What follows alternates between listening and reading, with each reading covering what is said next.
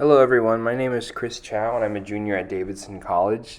Today I want to talk about my research project for my Urban Ecology class taught by Dr. Bratt, who is my professor. For this project I was working with Will Sudendijk, Brigham McKee, and Molly McGowan. Will and Brigham are both seniors and Molly is a sophomore. This was a group research project, but our final deliverable is independent. We wanted to research the connection between redlining and the prevalence of green spaces around the city of Charlotte. For my final deliverable, I decided to do this podcast. And our research question was, how does tree cover compare in historically redlined districts to known affluent ones, and have they changed over time? For this project, we compare differences from 2000 to 2016 as Charlotte is rapidly changing and developing. So today I want to talk about our final results, our methods, and how our information applies to the greater Charlotte area as a whole, as well as current trends in the city. Before I start to talk about the project, I'd like to talk about my experience in the Charlotte area and how it influenced my involvement on this project. This past summer, the summer of 2020, I worked as an intern for Tree Charlotte to restart the Mecklenburg County Treasure Tree Program. This program cataloged all of the largest trees in the county from 1989 to 2000, and my job was to redocument all of the existing trees in the database. This involved me driving all around Mecklenburg County and interviewing people about their trees as well as their neighborhoods. I met a variety of people who provided me a lot of different perspectives. Many of them have lived in Charlotte their entire lives. I found that most of these notable trees were in affluent areas, and when driving through lower income areas of the city, I noticed a stark difference in the tree canopy as a whole. There was one tree story in particular that commanded a lot of my attention. It was a large hackberry that had fallen in 2019. People had referred to it as the hanging tree of 4th Ward, as local legend suggested that over 20 people were executed on this tree alone. There was really limited information on this tree except for one book called Ghost Stories of Charlotte and Mecklenburg County. And I want to preface this next part by saying that due to the timing of the pandemic and the busy holiday season, I was not able to record any interviews with individuals, but I have direct quotes from email correspondence that I plan to share throughout this podcast. So since this book, Ghost Stories of Charlotte and Mecklenburg County, was the only source I could find on this tree, I reached out to the author, who is Stephanie Burt Williams, who, funny enough, has now transitioned into cooking, but she was looking for, her source of information, and keep in mind, she wrote the book in 2003, so it's been a while. She did kind of briefly discuss the race relations in Charlotte, the historical race relations, and basically she told me that Charlotte had a racism policy of don't ask and certainly don't tell. So what she meant by that was that Charlotte was quiet as a city about its racism, using redlining to swiftly decline areas, which decades later are being redeveloped for people moving into the city, further displacing Black individuals. This is kind of the moment that first piqued my interest in the topic. And for anyone interested, I was not able to find any reputable evidence that the tree was used for public executions. With the help of Tom Hanchett and Michael Moore, both of whom are historians who have tremendous knowledge about the city of Charlotte, we determined that based on the evidence that we had uncovered, we were unable to make any conclusions about this tree being used for public executions, as it was highly unlikely. So fast forward a little bit, I finished my internship and I was left with an interest in race relations, especially in southern cities, once I learned about some of the neighborhoods. And I think one of these neighborhoods in particular was the 2nd Ward area, right in the city center. So this neighborhood now is known for its museums, like NASCAR Hall of Fame, and entertainment, right in the city center, but it was once the Black neighborhood of Brooklyn Village. And essentially the whole center city of Charlotte underwent a revitalization project in the late 60s, early 70s. For Brooklyn Village, it was late 60s, and essentially it leveled the entire Black neighborhood, displacing thousands of people. And this happened again in the 1st Ward and the 4th Ward. But Charlotte was quiet about this, labeling these residential areas during rezoning as industrial instead of residential, so that these revitalization projects could occur.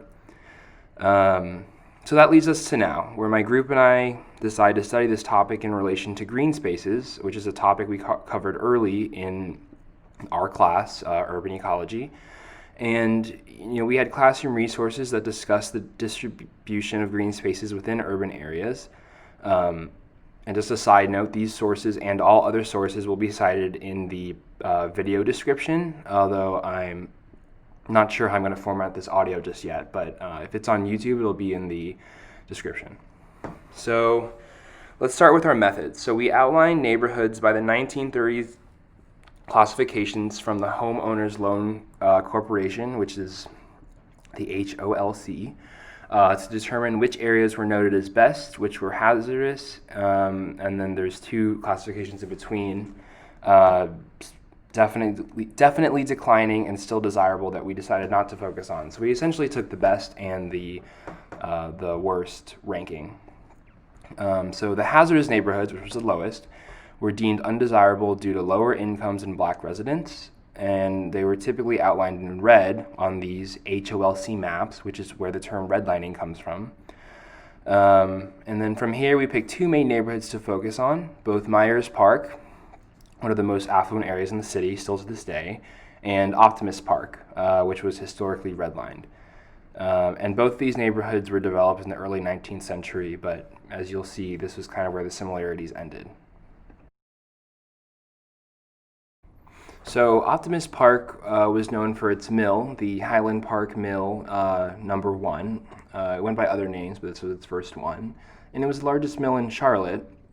And yeah, so basically mills in the South during this time, and a lot of other places, had their central industrial facility, and then they built little villages for their workers. So these homes were built by the mill company. They were typically rented or financed through the mill. And in this case, Highland Park was actually one of the few mills in the South that actually allowed its workers to buy their homes instead of just renting them through the mill. And so that was great, but that happened around the 1910s, 1920s. And once the HOLC maps were drawn in the late 30s, early 40s, this area was quickly redlined as mill homes weren't typically seen to be desirable. They were small, they were 3 to 4 rooms, 1 story. They had little regard for design, for green space, and even their occupants, to be honest. And so they had limited appeal. And so the quote from the HOLC map notes that, quote, "many relief families and an influence of Negroes," end quote. And so today the neighborhood is still 49% black. And in contrast, Myers Park is one of the most affluent areas in the Charlotte area. It was developed to be one of the premier neighborhoods, so it's no surprise that it still is today. It's going through a period of rapid change right now. Anybody who drives through can see that a lot of these older homes are getting, leveled in favor of 10, 20,000 square foot estates, to be honest. But at the time when it was built, it was characterized by large 5,000 square foot estates and large lots, and the neighborhood was essentially exclusively white. It's characterized by a large professional population who, even historically, commuted into the city center but chose not to live there. And the quote from the HOLC maps note large, substantial homes, and in terms of the category of black individuals, it says none -empty. Today, the neighborhood is still less than 6% black in population. So we chose these neighborhoods because they developed, around the same time, and they displayed some of the biggest discrepancies in the entire city between the two. And I had personal experience in both these neighborhoods talking to residents about, their experiences as well as just historical events and how they shaped, the community in both. So kind of getting into our methods, we used Arcgis to compile layers based from satellite data. And this satellite data was found from the National Land Cover Database, NLCD, the U.S. Forest Service, so USFS, and the U.S. Geological Survey, USGS, in partnership with several other federal agencies. We found data from the years 2001, 2004, 2006, 2008, 2011, 2013, and 2016. So all of this data was then compiled onto our maps of red line neighborhoods within the city limits of Charlotte, which was sourced from data originally from the HOLC, the Homeowners Loan Corporation. And we then compared this with demographic data that was originally sourced from the census, focusing on median household income as well as population density, which if you look at our poster, those are the two graphs with kind of the orange tint at the bottom, the middle of the bottom.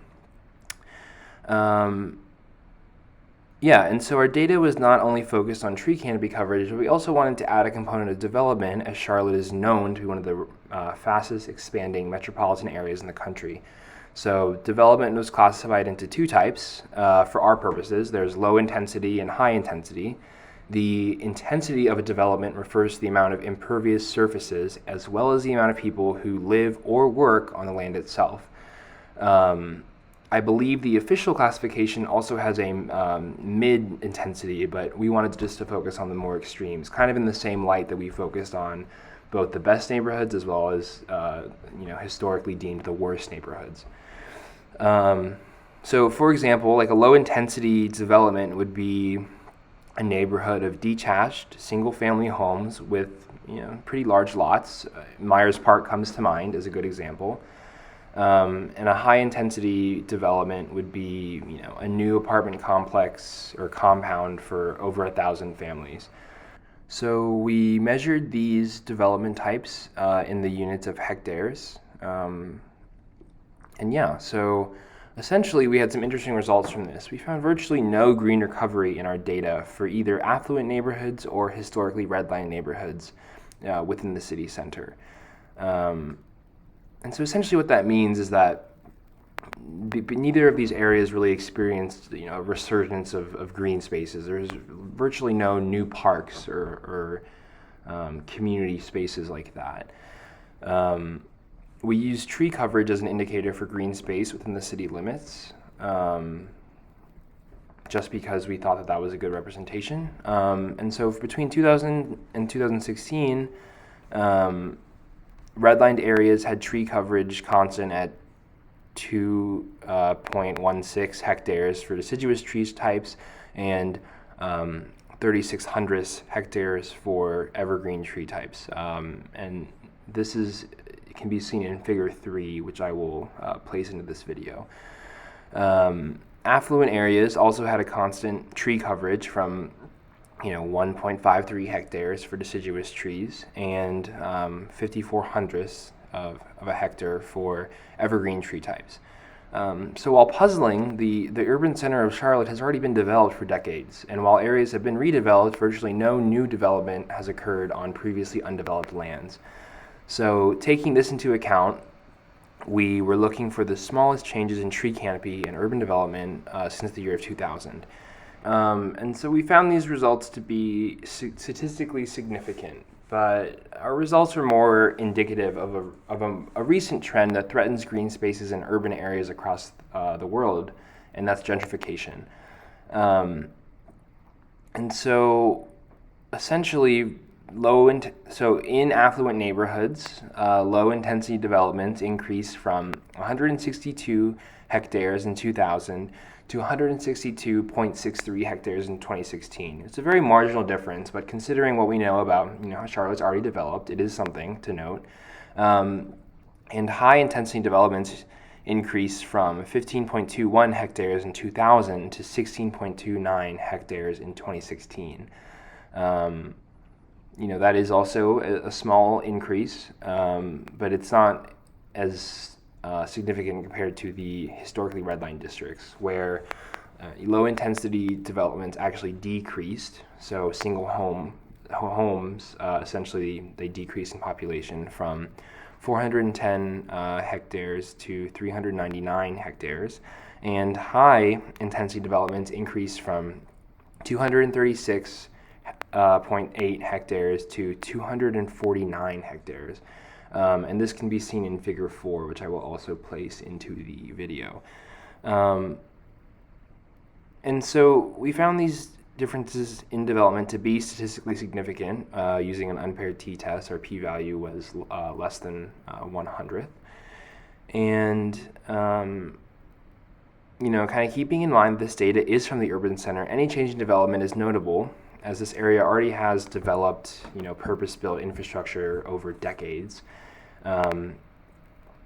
And housing in redlined areas is rapidly growing in the form of expensive, high-intensity developments in historically redlined areas, kind of exemplifying the concept of gentrification as we, have learned about in our classroom. And so, that was a lot of numbers. So I want to talk about what this means for the city of Charlotte in general. So Charlotte is a growing city, and gentrification is happening all over. Just focusing on Optimist Park, we see, you can visually see trends of gentrification. So like the Highland Park Mill is now an upscale food hall called Optimist Hall, which is renowned for its restaurants and atmosphere. And food there is fairly expensive. There's little affordable options compared to, what that neighborhood would need. And so then surrounding this new food hall is large apartment buildings and lots of construction. So this area is now desirable, and with that comes a price premium in which, the same people who were forced to live there now can't afford. And so like a question you might ask is, well, why are people moving there instead of already desirable areas in the city? Why is that desirable now? And as Charlotte becomes more desirable, these nicer areas get more and more expensive and out of reach. So the market will move to previously redlined areas as they're near the city center. They offer a lot of convenience and they can be developed cheaply. And so the practice of redlining kind of comes into play because in the 1930s, it devastated Black Americans and their ability to build generational wealth in the form of home equity. And on top of this, today, the same, Black families who were told they couldn't live anywhere else now can't afford to live in the areas they were once forced to occupy. And so there's some solutions. So the city can take measures to stop gentrification. CAT's public transport has been, in the media as well as many scholarly articles, has been slammed for not servicing the communities in Charlotte that desperately need it. So if this was improved, it would remove the barrier of car ownership for Charlotte citizens, improving access to citywide benefits. The city could also kind of enact some kind of legislation to stop evictions and control rent increases in a way that's sustainable for both property owners and tenants. And so there's a solution along these lines that came from the urban center of Chicago called a community land trust, where municipal governments, they can use eminent domain to take abandoned and foreclosed property and turn that into affordable housing. And this was called a community land trust, where the land trust retains ownership of the land but leases out the structure on top of it, or sells, depending on what the city decides. And so this allows investors to make money but leaves control in the hands of the community land trust to actually control the land. And ultimately, this is a current issue affecting millions of people, and there's a lot of debate over what to do. We do know that it's happening in poor, historically redlined communities in Charlotte. And kind of tying it back into our urban ecology class, we know that the process of redlining has large social implications, but it also has large implications on urban ecology as well. And so redline zones that started out with less green space just because of their industrial origins haven't really caught up to more affluent ones, even as they're being redeveloped. And as the opportunity kind of presents themselves to at least improve on their green space, we just find that it's not happening. And tying our project, as well as just our kind of our research on redlining into environmental studies as a whole, this is a discipline that's rapidly changing. In the past couple of decades with the environmental justice movement, we're kind of finding that, the previous notions of wilderness and like a wild area, while valid to some, is limiting the environments, within our cities. And that's what we kind of wanted to address a little bit here with our research. And so, I think that's all the time we have, but thank you so much for listening. My email is chao@davidson.edu, and I'd love to hear from you if you have any questions. Thank you so much. Bye-bye.